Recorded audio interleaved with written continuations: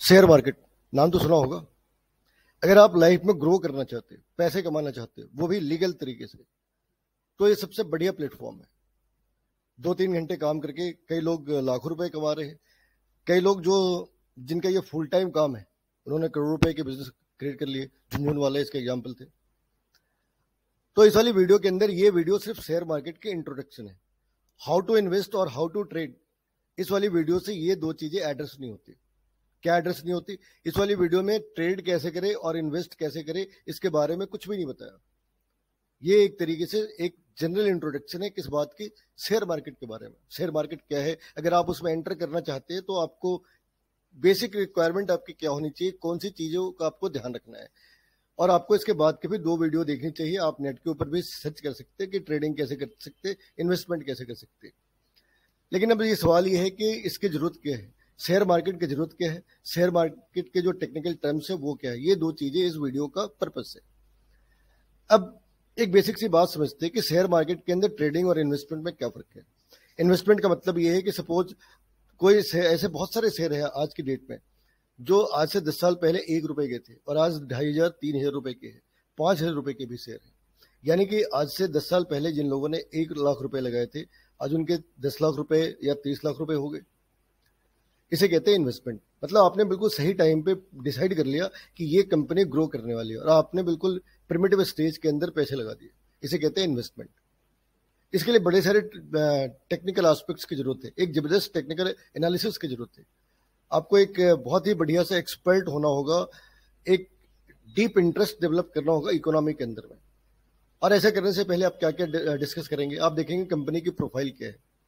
आप ये देख लो कि जो टाटा की जो कंपनी है वो जनरली ज़्यादा ग्रो करती है। उसके कॉम्परेटिवली जो एक अनजान सा बंदा है, सपोज आज किंगफिशर कोई प्रोजेक्ट स्टार्ट करे, उसके ग्रो करने के चांसेस कम है क्योंकि कंपनी की प्रोफाइल पहले ही निगेटिव है। जो दूसरा पार्ट है वो है कंपनी उसे, गवर्नमेंट उसे कैसे रिस्पॉन्ड कर रही है।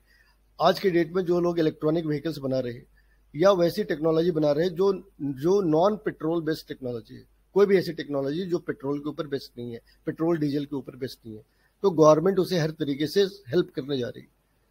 अगर उनका बिजनेस ग्रो करा तो उनके शेयर की वैल्यू बढ़ जानी है। और इसका उल्टा भी, जो आज ऑयल और पेट्रोल के ऊपर इन्वेस्ट कर रहे हैं तो गवर्नमेंट उन्हें डिस्करेज करने जा रही है अगले कुछ सालों में। तो उनका मार्केट जो शेयर है वो डिक्रीज करना है, तो शेयर की वैल्यू भी डिक्रीज कर जानी है। इसके अलावा सीईओ का प्रोफाइल क्या है, जो बंदा कंपनी को लीड कर रहा, लोगों का उस पर भरोसा भी है कि वो इकोनॉमी को ऊपर लेकर जाएगा या सारे पैसे लेकर भाग जाएगा। दोनों चीजें हैं, या तो कंपनी को लेकर भागेगा या कंपनी के पैसे लेकर भागेगा। ये चीजें भी शेयर प्राइस को डिसाइड करती है। मार्केट का रिस्पॉन्स कैसे, मतलब आपने एक ऐसी चीज बनाई जिसकी जरूरत हमें 20 साल बाद है, तो शेयर की प्राइस 20 साल बाद बढ़ सकती है, नहीं बढ़ी ऐसा नहीं कह सकते। विप्रो इसका एग्जाम्पल है। विप्रो ने हिंदुस्तान के अंदर कंप्यूटर तब से बनाने स्टार्ट करे जब हिंदुस्तान के अंदर कंप्यूटर का एक भी बायर नहीं था। हिंदुस्तान में कंप्यूटर बिकने स्टार्ट हो गए 92-93 के बाद, पहले दूसरे कंप्यूटर स्टार्ट हुए। और विप्रो कंप्यूटर बना रहा है 60s के टिकट से, यानी कि जब लोगों ने खरीदना स्टार्ट करा हिंदुस्तान में, जब उसे पहला बायर मिला उसके 30 साल पहले से वो बना रहा। तो ऐसी भी चीजें है, अगर आपके पास इंडिया के बियॉन्ड मार्केट है तो ऑब्वियस सी बात है आप वहां पे कर सकते हैं। इसके बाद प्रमोटर्स के शेयर्स कितने हैं, ये कुछ मेन पॉइंट्स है। ऐसा नहीं है कि इसके बाद कोई पॉइंट नहीं है, ये बड़े मेन से पॉइंट है। प्रमोटर के शेयर्स का क्या मतलब है, मान लो कुछ लफंगे लोगों ने एक कंपनी बनाई, ठीक है ना, उसके शेयर 2 रुपए के शेयर रखे और बहुत सारे लोगों को अट्रैक्ट करने के लिए उसने क्या करा, अपने सारे रिश्तेदारों से कहा कि आप ये शेयर खरीदना स्टार्ट करो। जब कोई शेयर एक टाइम पीरियड के अंदर बहुत तेजी से बिकने लग जाती, उसकी डिमांड बढ़ गई तो उसकी प्राइस भी बढ़ जाती। अब क्या हुआ, एक टाइम के बाद उन लफंगों ने ये डिसाइड करा कि हम अपने पैसे मार्केट से बाहर निकाल लेते, और सभी ने पैसे बाहर निकाल लिए, शेयर धड़ाम से नीचे गिरा। अब क्या होता, अगर मान लो किसी कंपनी के अंदर प्रमोटर्स के ही 80% शेयर है, तो इसका मतलब है कि किसी भी दिन शेयर मार्केट मुंह के बल नीचे गिर सकता है, वो शेयर की प्राइस मुंह के बल नीचे गिर सकती है। वो लोग 80% लोग अपना पैसा निकाल लेंगे तो फिर बचता ही क्या है, बेजान शरीर बचेगा। तो ये सारी चीजें, मतलब ऐसा नहीं है कि इसके बियॉन्ड कम से कम 10-12 पॉइंट है, हमने उन 5 पॉइंट्स को डिस्कस करा। ये इन्वेस्टमेंट के लिए है, एक डीप नॉलेज, एक बर्ड आई व्यू चाहिए। लेकिन अगर हम ट्रेड की बात करें, ट्रेडिंग की बात करें, तो आपको सिर्फ 2 चीजें मालूम होनी चाहिए, ग्राफ या चार्ट। बल्कि एक चीज कह लो, या तो आपको ग्राफ एनालाइज करना आना चाहिए या फिर चार्ट एनालाइज करना आना चाहिए। तो ग्राफ और चार्ट के एनालिसिस पे ये सारी चीजें बेस्ट है। इसके लिए क्या करना है, एक डीमैट अकाउंट बनानी है। ये हमने जो ले रखा है वो आईसीआईसीआई डायरेक्ट का है, लगभग सबके ऐसे ही प्लेटफॉर्म होते हैं। ये उसका होम पेज है। इसमें सबसे पहली चीज जो नोटिस करनी है वो ये, जैसे यहाँ पे दिखा रहा है कि 75 -75.90, यानी जिस डेट की हमने स्क्रीनशॉट ले रखी है उस दिन शेयर मार्केट अपनी वैल्यू से 75.90 टाइम्स 90 यूनिट नीचे गिरा था। मार्केट थोड़ी डाउन की साइड पे था। अब ये नहीं कह सकते कि अगर 100 यूनिट कम होगी तो मार्केट धड़ाम से गिर जाता है, क्रैश कर जाता है, ऐसा नहीं कह सकते। वो पैरामीटर्स है कितने परसेंट के बाद है, जैसे 17,642 है। तो अगर ये 300-400 यूनिट नीचे गिर जाए ना तो बाजार के अंदर, मार्केट के अंदर एक पैनिक क्रिएट होती है। 150 के ऊपर कोई पैनिक क्रिएट नहीं होती। तो सबसे पहले आपको ये देखना है कि भाई मार्केट का मूड क्या है, मार्केट बुलिश है या बेयरिश है। बुलिश का मतलब ऊपर की तरफ जा रहा, बेयरिश का मतलब नीचे की तरफ जा रहा। ये जो माइनस है ये बेयरिश का साइन है, पॉजिटिव होता बुलिश का साइन था। और यही चीजें सेंसेक्स के साथ है। निफ्टी बाद में आई, सेंसेक्स पहले से है। निफ्टी बाद में है, सेंसेक्स पहले से है। तो सेंसेक्स का डाटा ऑब्वियस सी बात है निफ्टी से ज्यादा डिफरेंट होगा। और यहाँ पे ऐसी चीजें होती है, प्रोफाइल, स्टॉक्स, म्यूचुअल फंड, और ये फिलहाल आपके काम की चीजें नहीं है। तो स्टॉक्स पे क्लिक करा और नीचे माई प्रोफाइल होती है, जैसे यहाँ पे दे रखा माई प्रोफाइल। तो आपने जो स्टॉक्स खरीद रखी है उसकी पूरी लिस्ट आ जाती है। अभी थोड़ी देर बाद इन सारी चीजों के बारे में डिस्कस करते हैं। यहाँ पे हमें बस इस बात का ध्यान रखना है, कोई टेक्निकल टर्म्स तो नहीं है, कोई ऐसी बात तो नहीं है जो हमें समझनी है मार्केट में एंटर करने से पहले। तो आंसर है ऐसे 5-6 टेक्निकल पॉइंट्स है जिन्हें हमें जानना है। जैसे जब हम डॉक्टर के पास जाते हैं ना, कुछ एक एसेंशियल पैरामीटर को देखने के बाद वो बता सकते हैं कि प्रॉब्लम क्या है, वैसे ही इसके कुछ 5-6 एसेंशियल पैरामीटर्स है जिसे देखने के बाद हमें डिसाइड कर सकते हैं कि इस शेयर के बारे में बात भी करना है या नहीं करना है। ठीक है, तो ये जनरली ये जो लैंडिंग पेज है ये हर एक कंपनी के लिए अलग अलग हो सकती है, या आईसीआईसीआई डायरेक्ट की लैंडिंग पेज है। अब अगली पेज पे हमें ये देखना है, मतलब जो पर्पस है वो इस बात का है, ये इस पूरे वीडियो का पर्पस इस बात का है कि आपको शेयर मार्केट में इन्वेस्ट क्यों करना चाहिए। पूरा पर्पस इस वीडियो का इतना ही है कि क्यों करना चाहिए, कैसे करना है और कब करना है, ये इस वाली वीडियो का हिस्सा नहीं है, ये अगली वीडियो में आना है। अब अगर इस वाली वीडियो को बड़े ध्यान से देखो तो सिर्फ आखिरी 20 सालों में मार्केट कहां से कहां जाता है। तो ये पॉइंट है, इस वाली पॉइंट पे मार्केट 2000 रुपए का है ना, और इस वाली पॉइंट पे मार्केट 18,000 को टच कर रहा। तो 2000 से 18,000 तक है, 9 टाइम्स मार्केट इंक्रीज कर गई है, 9 टाइम्स मार्केट इंक्रीज कर गई है 20 सालों में। यानी कि आपके 1 लाख रुपए 9 लाख रुपए हो गए, आपके 1 लाख रुपए 9 लाख रुपए हो गए। अब ऐसा नहीं है कि हर बार मार्केट इंक्रीज कर रही है। ये जो एरिया है ना, यहाँ पे मार्केट डिप कर रही है, यहाँ पे भी मार्केट ने पैनिक क्रिएट करा। और ये वो साल होते हैं जब या तो इकोनॉमिक रिसेशन होती है या फिर इंडिया के अंदर पॉलिटिकल डिस्टेबिलिटी आती है। जैसे 96-97 के अंदर पॉलिटिकल डिस्टेबिलिटी आ गई, कई सारी गवर्नमेंट बदल गई, मार्केट नीचे चली गई। 2008-9 के अंदर भी ऐसा ही होता है, रिसेशन आती है और मार्केट के अंदर डिप आता है, मार्केट क्रैश कर जाती है। अगर हमें साल के हिसाब से देखना हो तो ये हमने डाटा काफी पहले से जमा कर रखा है। तो जिन लोगों ने 1980s में यहाँ पे निफ्टी शुरुआत में नहीं दे रखा है, सेंसेक्स दे रखा है, वो निफ्टी का है, ये सेंसेक्स की है। अब इसमें इन्होंने 3 कॉलम बना रखे, एक उस वाली साल का कितना रिटर्न था, एक 5 ईयर पे कितना रिटर्न है, एक 10 ईयर पे कितना रिटर्न है। तो मेजोरिटी जगहों पे ये पॉजिटिव में है और डबल डिजिट के अंदर 30%, 34%, 26%। ये बहुत ही बढ़िया रिटर्न है। किसी भी बैंक में आज के डेट में किसी भी बैंक में 6%, 7% से ज्यादा कुछ नहीं मिल रहा। पीएफ जो पीपीएफ है उसके अंदर भी आपको 9% मिल रहा, 9%, और ये 35, 9% और 27%, 29%, 3 टाइम्स से भी ज्यादा। हाँ, ऑब्वियसली बात है, अगर आपको कभी प्रॉफिट मिल रहा तो कभी लॉस भी उठाना पड़ा होगा। ये -3% का है, लेकिन जिस साल ये -3% है उसी साल 62% भी है, कहीं पे तो 267% भी है, 267% भी है। जो पॉलिटिकली अनस्टेबल साल रहे, जैसे -11, -22, ठीक है। फिर यहाँ पे 93 के अंदर भी, 95 के अंदर भी, 97 के अंदर भी। तो इन सालों में पॉलिटिकल अनस्टेबिलिटी की वजह से शेयर मार्केट भी नीचे आता रहा।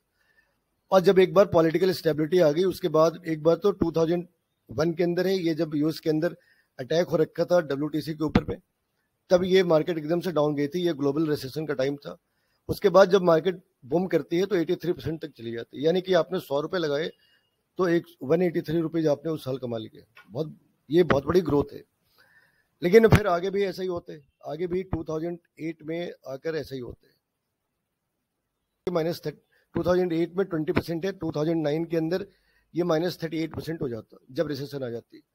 तो अगर इतिहास को छोड़ के इसके वर्तमान पे आ जाए, तो इसके वर्तमान पे अगर हम 3 सालों में देखें तो कोरोना के टाइम पे ये -24% है। कोरोना के तुरंत बाद इसने बम मारा, जंप मारी 68% पे। फिलहाल ये 18% के ऊपर है। अगर हम इस साल की बात कर ले, 5 सालों में कर ले तो 15%, 10 सालों में कर ले तो 13%। अगर हम इसका मिनिमम भी देख ले तो जो बैंक 6% की एफडी के ऊपर दे रहा उससे दुगने से ज्यादा है। तो ये प्रॉफिटेबल है। ये पिछले 25-30 सालों का डाटा इस बात को सर्टिफाइड करता है कि यहाँ पे सबसे ज्यादा रिटर्न मिलने हैं। ऑब्वियस सी बात है, अगर आपको नेगेटिव देखना है तो आप नेगेटिव देख के डर जाओ, कितनी बार नेगेटिव है, इतने डाटा में कितनी बार नेगेटिव है ना। तो अगर आप उस बात से डर रहे कि नेगेटिव है तो फिर मत ही करो, किसी ने जबरदस्ती तो करी नहीं। अब आते हैं कि शेयर मार्केट को एनालाइज कैसे करना है। तो जैसे ही आप मेन पेज के ऊपर जाओगे, वहां पे लिखा होगा विश लिस्ट। जैसे मेन पेज पे जाओ, ये आईसीआईसीआई का प्लेटफॉर्म है विश लिस्ट। इस विश लिस्ट को जैसे ही क्लिक करा, पेज ओपन हो जाने। और यहाँ पे हमने 30 मिनट के ऊपर डाल रखा है। ये 4 घंटे 5 घंटे के ऊपर भी हो सकता है, महीने के ऊपर भी हो सकते हैं। अब यहाँ पे ना कुछ चीजें हैं, जैसे ये मार्केट इस वाले नंबर पे जाते हैं, मान लो 17960 के ऊपर, और इस मार्केट का डिप है 17560, यानी उस दिन मिनिमम है 17560 और मैक्सिमम है 17960। अगर हमें इस दिन के हिसाब से काम करना था तो जिस बंदे ने यहाँ पे इस वाले टाइम पे बेच दिया शेयर, उसने मैक्सिमम प्रॉफिट कमाए, और जिसने यहाँ पे शेयर बेचा उसने उस दिन के हिसाब से कम प्रॉफिट कमाया। अब ये बात बहुत ही मुश्किल है कि जो बंदा यहाँ पे खड़ा है उसे कैसे पता कि अगले आधे घंटे में ये शेयर यहाँ पे आ जाने है। जो बंदा यहाँ पे 700-900 पे खड़ा है, 17,900 पे खड़ा है, उसे कैसे पता होगा कि अगले 2 घंटे में 1 घंटे में ये 17,500 पे जाने वाला है।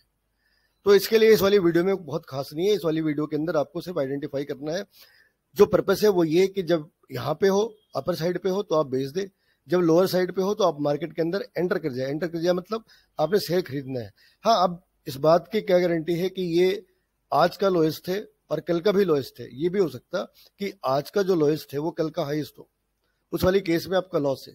तो एक बारी फिर से आपको मार्केट एनालाइज करना सीखना होगा। लेकिन अगर हम सिर्फ इस वाली ग्राफ की बात करें तो वो बंदा इंटेलिजेंट था जिसने यहाँ पे खरीदा, और वो बंदा इंटेलिजेंट था जिसने यहाँ पे बेचा, और जिसने इन जगहों पे इन दोनों को छोड़कर कहीं खरीद बेचने का काम करा, वो उतना प्रॉफिट नहीं कमा सकता जितना इन दोनों ने कमाया।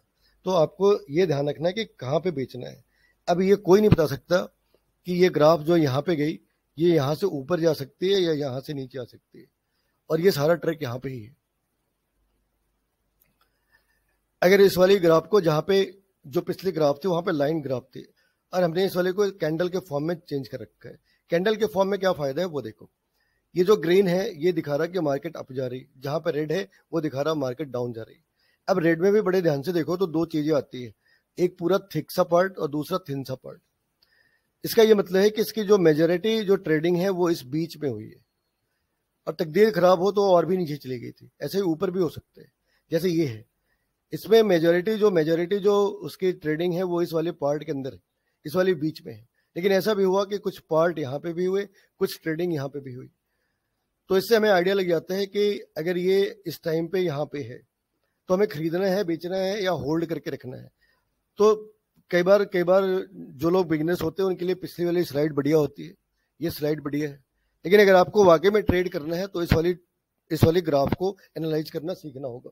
आपको इस वाली ग्राफ से यही अंदाजा लगाना है कि ये शेयर अभी अगले कुछ टाइम के बाद में ऊपर जा सकती है, कांस्टेंट रह सकती है, नीचे गिर सकती है। इसके लिए इस वाली वीडियो में कुछ भी नहीं है, इसके लिए अगले 2 वीडियो बनाने होंगे।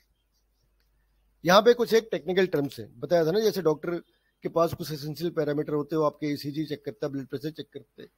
तो वैसे यहाँ पे कुछ चीजें हैं। एक का नाम है पीई, प्राइस अर्निंग रेशियो।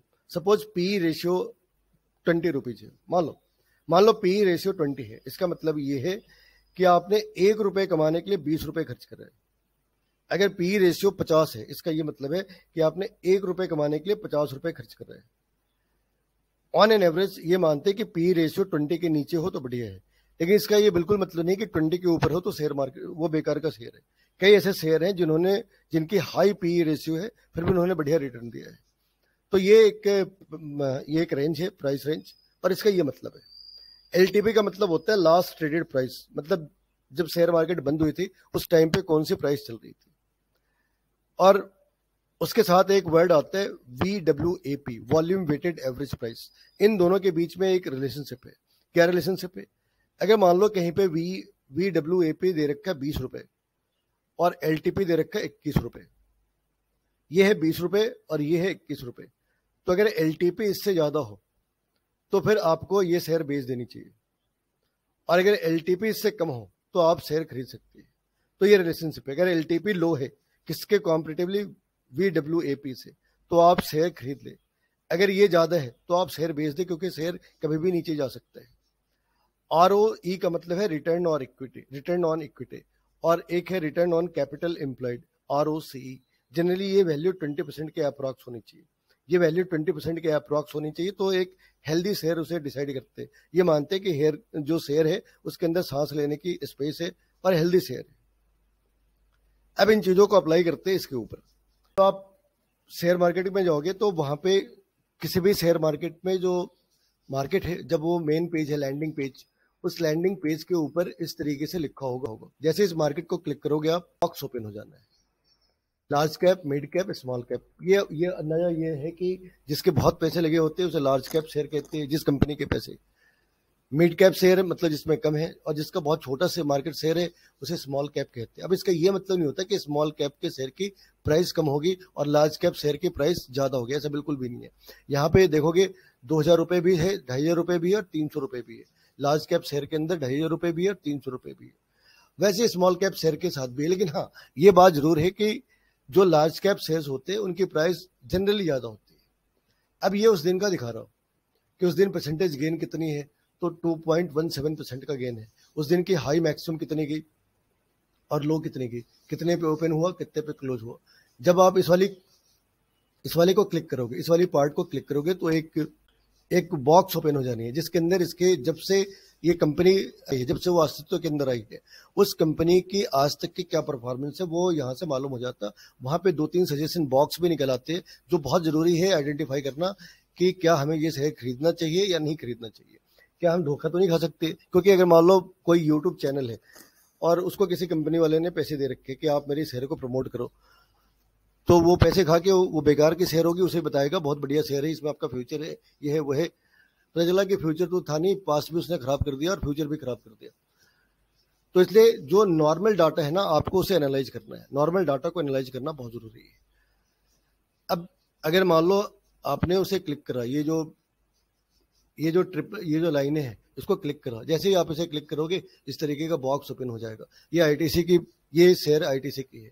अब यहाँ पे कुछ एक चीजें बता रखी है कि इसमें चेंज कितना है। जिस दिन हमने क्लिक करा था उस दिन ये माइनस में हुआ। यहाँ पे इसके कई सारे ड्रॉप बॉक्सेस है, today, 1 month, 3 month, 6 month, 3 years, है ना।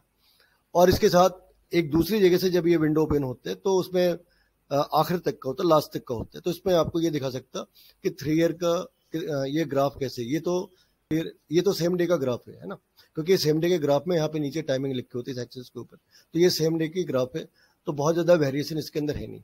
लेकिन जो इसमें डाटा हमें समझना है, वो डाटा हमें क्या समझना है, ये शेयर है कैसा। ये 207 इसके लोएस्ट पॉइंट है और 345 इसकी मैक्सिमम है। अभी शेयर कितने का है? अभी शेयर 331 का है। तो 207 से 345, तो 331 इसके हाई के बिल्कुल पास है। यानी अभी आप इसे इसमें पैसे लगा के इन्वेस्टमेंट तो नहीं कर सकते। हाँ, इसमें पैसे लगा के ट्रेड जरूर कर सकते हैं। अब ट्रेड और इन्वेस्टमेंट में जो बेसिक डिफरेंस है बिल्कुल स्टार्ट के अंदर बताई थी। एक और वीडियो बनाना है जिससे ये क्लियर हो कि किस वाली केस के अंदर इन्वेस्टमेंट सही है, किस वाली केस के अंदर ट्रेडिंग सही है। लेकिन ये अगर मान लो ये लोअर की साइड पे हो तो ये एक बढ़िया इन्वेस्टमेंट है। हायर के साइड पे हो तो ट्रेडिंग कर भी सकते हैं और नहीं भी कर सकते, क्योंकि नहीं पता कि ये हायर है या हाईएस्ट है। इसका डिफरेंस समझना है। जब तुमने शेयर खरीदी, शेयर के दाम नीचे गिर गए तो प्रॉफिट की जगह नुकसान हो जाना है, ठीक है। और हम कभी ये नहीं कह सकते कि जो लास्ट ईयर हाईएस्ट था ये शेयर उससे ज्यादा हाई नहीं जा सकते। ऐसा सोचना बिल्कुल बेवकूफी है। ये सारी चीजें आपके एनालिटिकल स्किल के ऊपर डिपेंड करती है, आप मार्केट को कितना बढ़िया से पहचानते हैं। मार्केट के पल्स को कैसे पहचानते हैं, इसके ऊपर ये इस बात की एबिलिटी है कि आप एग्जैक्टली आइडिया लगा सकते हैं क्या कि अगर ये 345 से ऊपर गई तो कितनी ऊपर जाएगी, 400, 545, 645, 945, कहाँ तक जा सकती है एक साल के ऊपर में। ये मानना बिल्कुल गलत है कि अगर उसने लास्ट 52 वीक के अंदर इतना ही क्रॉस करा तो अगले 52 वीक्स में वो इससे ज्यादा क्रॉस नहीं कर सकते। ये बेवकूफ़ी वाली बात है। वो हो सकता है इससे ज्यादा भी हो और इससे कम भी हो जाए।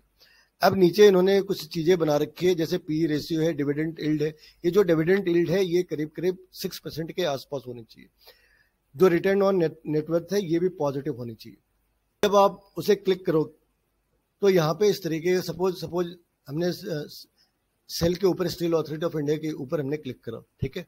अब इसने बता दिया यहाँ पे ये मैक्सिमम है, मतलब यहाँ पे आप डालोगे तो मैक्सिमम की ग्राफ विड्रॉ हो जानी है, ग्राफ ड्रॉ हो जानी है। उसमें मालूम होगा कि जब से सेल के शेयर बने तब से आज तक में कितना ग्रो हुआ, कितना डाउन हुआ। ये बता रहा है कि भाई शेयर जो है 80 रुपए का है और इसमें ग्रोथ आ रखी है, 20 पैसे का ग्रोथ आ रखा है। अब ये डे हाई एंड लो बता रहा, 52 यहाँ पे एक साल की हाई कितनी है, एक साल का लो कितना है। ये इनके मार्केट कैपिटल्स बता रहे हैं कि 6 महीने में इसने नेगेटिव ग्रोथ दिया, इसके एक साल के रिटर्न भी नेगेटिव है, मार्केट कैपिटल इसका काफी ज्यादा है, वॉल्यूम भी इसके ज्यादा है, डिविडेंड 10.92% का है। अब अगर मान लो हमने यही शेयर खरीदना है, नीचे कंपैरिजन दे रखा है कि अगर आप सेल खरीदना चाहते हैं तो सेल की जो शेयर 80 रुपए की है, थोड़ा ज्यादा पैसा है टाटा स्टील के अंदर, और फिर यहाँ पे परसेंटेज चेंज दिखा रखा है। लेकिन जिस बात को हमने पहचानना है वो है आरओसी कितनी है। आरओसी जितनी कम हो उतना बढ़िया है, और आरओसी जितनी ज्यादा हो उतना बढ़िया है। आरओई के साथ भी ऐसे ही है कि हमने रिटर्न पर से इक्विटी के ऊपर कितना मिल रहा, तो इसमें 44%, 44.54 की इक्विटी है, बढ़िया रिटर्न है। अगर हम यहाँ पे 1 ईयर रिटर्न की बात करें तो टाटा स्टील ने जहां -18.9 दे रखा है वहां पे सेल ने -27 दे रखा है। यानी हम कंपैरिजन कर ले तो आज की डेट में टाटा स्टील खरीदना सेल से खरीदने से बढ़िया है। लेकिन ये सिर्फ आज की डेट की बात है। अब यहाँ पे हमारी एनालिटिकल स्किल काम आती है कि आज से 10 साल बाद, 5 साल बाद, 2 साल बाद, 3 साल बाद सेल की परफॉर्मेंस बढ़िया होगी या टाटा स्टील की परफॉर्मेंस बढ़िया होगी। तो ये आपको पीछे के ग्राफ से, पीछे के डाटा से इन चीजों को एनालाइज करना होगा। इसके साथ उन्होंने बता रखे होंगे कि इसकी स्ट्रेंथ कितनी है, ये उसने बता रखा है कि ये इनकी स्ट्रेंथ है। स्ट्रेंथ और वीक अपॉर्चुनिटी आपको नोटिस करनी है। थ्रेट्स बहुत ज्यादा हो, जैसे यहाँ पे एक दे रखा है, थ्रेट्स बहुत ज्यादा हो तो अवॉइड करें उसे शेयर को। वीकनेस भी आइडियली बहुत ज्यादा होनी नहीं चाहिए, यहाँ पे इन्होंने वीकनेस दे रखी है। अब कई बार क्या होता है, अगर गवर्नमेंट डिटरमाइंड है, जैसे कई जो इल इंडस्ट्री थी उसे गवर्नमेंट ने बेच दिया, सेकिंग इंडस्ट्रीज को उसने बेच दिया, लेकिन कई सारी जगहों के अंदर वो पैसे लगा रही है, जैसे BSNL है। तो इस बात का भी ध्यान रखना कि गवर्नमेंट का रिस्पॉन्ड उसे लेकर कैसे है, गवर्नमेंट उसे प्राइवेटाइज करना चाहती है या नहीं करना चाहती। तो ये वीकनेस है जहां से तुम्हें आइडिया लग जाना है कि आखिर उसका फ्यूचर गवर्नमेंट के हिसाब से क्या है। अब अगर मान लो हमने शेयर खरीदना है तो मैं ये नहीं बता रहे किस कौन सा शेयर खरीदना है, बस अगर हम खरीदना चाहे तो किस तरीके के बॉक्स ओपन होते हैं। तो ऐसे एक बॉक्स ओपन हो जाना है। इन सारी चीज़ों को, इन सारे जो पॉइंट्स हैं, इनको उन वीडियो में के बारे में डिस्कस करना है जहाँ पे ट्रेडिंग या इन्वेस्टमेंट के बारे में बात कर रहे हो। अभी सिर्फ ये बता रहे हैं कि अगर आपने जानने की कोशिश करी, just out of the curiosity, अगर बॉक्स ओपन करा तो क्या चीज़ आ सकती है। यहाँ पे हमने 2 में से एक स्टॉक एक्सचेंज को सेलेक्ट करना है। यहाँ पे क्या करना है, जनरली जहाँ पे लो प्राइस है उसको सेलेक्ट करा, बाई करना है, सेल करना। ऑब्वियस सी बात है, अगर हमने बाई पे क्लिक करा तो बाई ही आना है। ये अडानी पावर्स के शेयर है, मान लो अडानी पावर्स के शेयर हमने 10 की क्वांटिटी में ले ली तो कितना दे रखा है, 386। तो एक तो है कि हमने इसे 386.80 पे अभी खरीद लिया। उसमें क्या करा, 10 लिखा, इसे क्लिक करा, बाई क्लिक करा, आगे विंडो खुल जाने हैं। जिस वाली वीडियो के अंदर ट्रेडिंग और इन्वेस्टमेंट करेंगे उस वाली वीडियो के अंदर इसे देखेंगे। लेकिन ये जरूरी नहीं होता, ये कभी एडवाइजेबल नहीं होता कि आप उसी वाली मार्केट प्राइस के ऊपर खरीद ले। वो जो कैंडल बता रखा था, आप ये देखिए कि कैंडल, उसकी जो कैंडल है वो कौन से पोजीशन पे है।